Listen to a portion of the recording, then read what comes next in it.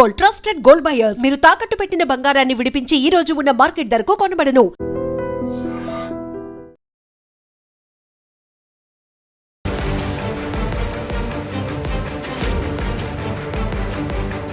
నమస్కారం, welcome to Aiden media. నేను మీ సంగీత. Traffic రూల్స్ని ఉల్లంఘించాడని చెప్పేసి టీమిండియా మ్యాజిక్ కెప్టెన్ MS ధోనికి అక్షరాల 1000 రూపాయల జరిమానాను విధించారు.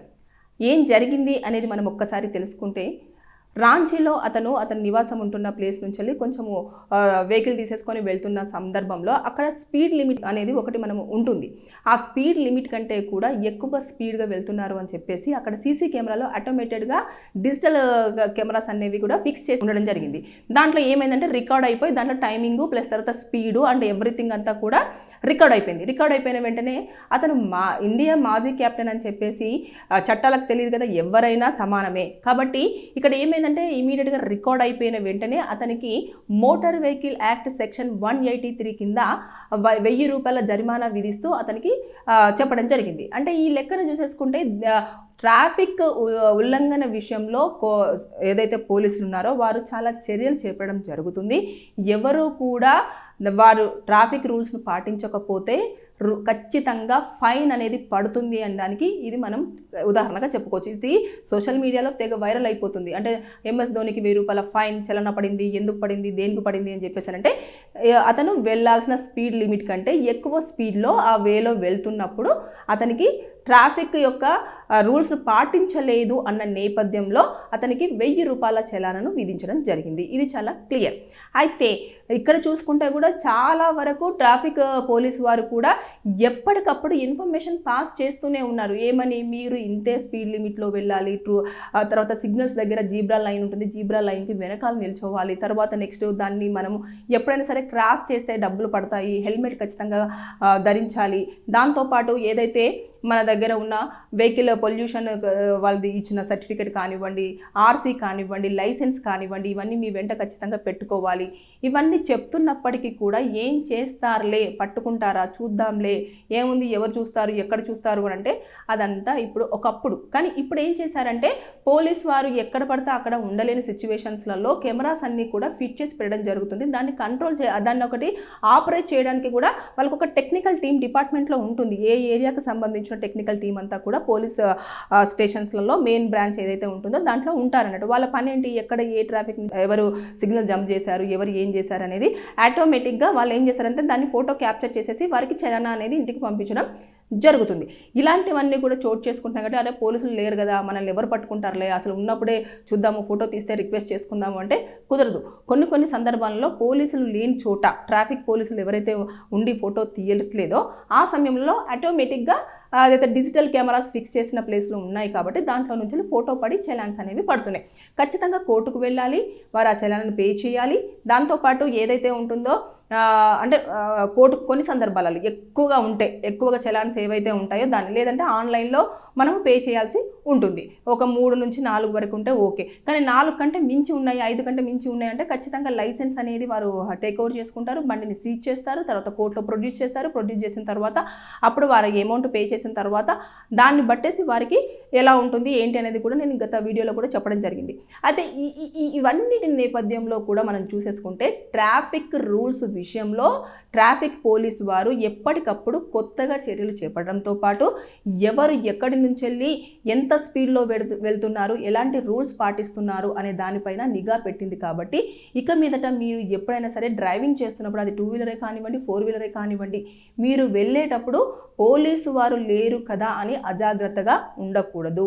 పోలీసు వారు ఉన్నారు అనుకునే మీ ప్రయాణం అనేది కంటిన్యూ చేయాలి. లేకపోతే అనవసరంగా చలాన్స్ పడడము, ఫైన్స్కి పే చేయడము, లేదు అంటే కొన్ని సందర్భాలలో మనం ఏదో ఒక ప్లేసెస్లో తప్పించుకున్నా కూడా మళ్ళీ ఎక్కువ చలాన్స్ ఉంటే బండి సీజ్ చేయడము, మీ డ్రైవింగ్ లైసెన్స్ అనేది హోల్డ్ చేయడము, ఇలాంటివన్నీ జరుగుతాయి. దాంతోపాటు మీరు ఎప్పుడైనా ఏదన్నా చిన్న యాక్సిడెంట్లో ఉండేసి అక్కడ కూడా ఉన్నప్పుడు వాళ్ళని తీసుకెళ్ళేసి ఒక 7 to 15 days వరకు కూడా జైల్లో పెట్టడము, తర్వాత 6 నెలల పాటు కూడా మీ లైసెన్స్ అనేది హోల్డ్ చేయడము, ఇలాంటివన్నీ కూడా జరుగుతాయి. కాబట్టి దయచేసి జాగ్రత్తగా ఉండండి. ఇక్కడ టీమిండియా మ్యాజిక్ కెప్టెన్ అయిన ఎంఎస్ ధోని గారే డైరెక్ట్గా 1000 రూపాయల చలాన్ అనేది అతను రిసీవ్ చేసుకోవడం జరిగింది అంటే ఒక్కసారి ఇమాజిన్, మీరే ఆలోచించండి. పోలీసు వారు ఎవరిని వదలట్లేదు. మోటార్ వెహికల్ యాక్ట్ ఏదైతే చెప్తుందో దాని ప్రకారంగానే చలాన్స్ ఉంటాయి, దాని ప్రకారంగానే పనిష్మెంట్ ఉంటుంది, దాని ప్రకారంగానే ట్రాఫిక్ పోలీసు వారు కూడా నడుచుకోవడం అనేది ఉంటుంది.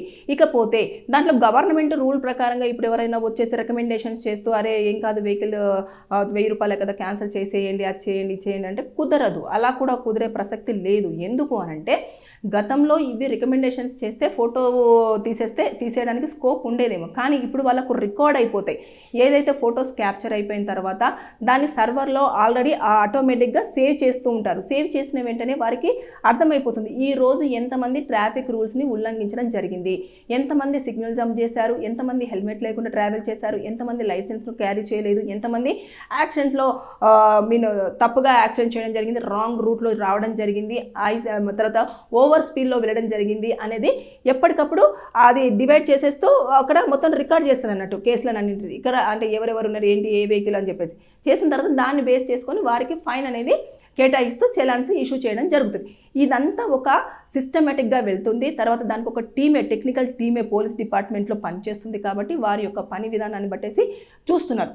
ఈ లెక్కన మీరు కనుక ట్రాఫిక్ రూల్స్ పాటించకుండా ఇలా వెళ్ళారు అంటే ఖచ్చితంగా మోటార్ వెహికల్ యాక్ట్ కింద ఎంత చలానా అయితే వారు వేస్తారో అంత చలానా పే చేయాల్సిన అవసరం మీకు ఉంటుంది. దాంతోపాటు కొన్ని సందర్భాలలో కోర్టుకు కూడా వెళ్ళేసి మీ యొక్క ఎక్స్ప్లెనేషన్ ఇవ్వడంతో పాటు లైసెన్స్ను కూడా కొన్నిసార్లు హోల్డ్ చేస్తే దాన్ని రిలీజ్ చేసుకోవడానికి కూడా రిక్వెస్టింగ్ పెట్టుకోవడం కూడా ఉంటుంది. ఇవన్నీ లేకుండా ఉండాలంటే జాగ్రత్తగా ట్రాఫిక్ రూల్స్ని పాటించాలని చెప్పేసి నేను ఈ వీడియోలో మీకు చెప్పడం జరుగుతుంది. ఇక ఎంఎస్ ధోని గారికి 1000 రూపాయలు ఎంత ఏంటి అని చెప్పేసి కాకపోతే అక్కడ ఏంటంటే ట్రాఫిక్ రూల్స్ విషయంలో పోలీసు వారు ఎంత పకడ్బందీగా వ్యవహరిస్తున్నారు అనే దాన్ని మనం ఇక్కడ గుర్తించాలి అని చెప్పేసి నేను చెప్పడం జరుగుతుంది. Thank you. And for more videos, Please subscribe to iDream. Please subscribe to iDream. Please subscribe iDream. And please subscribe to iDream. For more videos, subscribe to iDream. please like, share and subscribe to the channel. Congratulations, iDream. subscribe to iDream. Subscribe to iDream. So subscribe to iDream Media.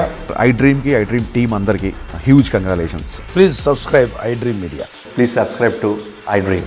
Subscribe iDream. Please subscribe to iDream. iDream అంటే నా కళల ఛానల్ను subscribe చేసుకున్న నోరు తిరుగుతలేదు, మీరైతే గంట గుర్తు కొట్టండి. For more such videos, please subscribe to iDream. Subscribe to iDream. Please subscribe to iDream. Please subscribe iDream Media. Please do subscribe to iDream. Please subscribe to iDream Media. For best entertainment and information, please subscribe iDream. And don't forget to subscribe to iDream.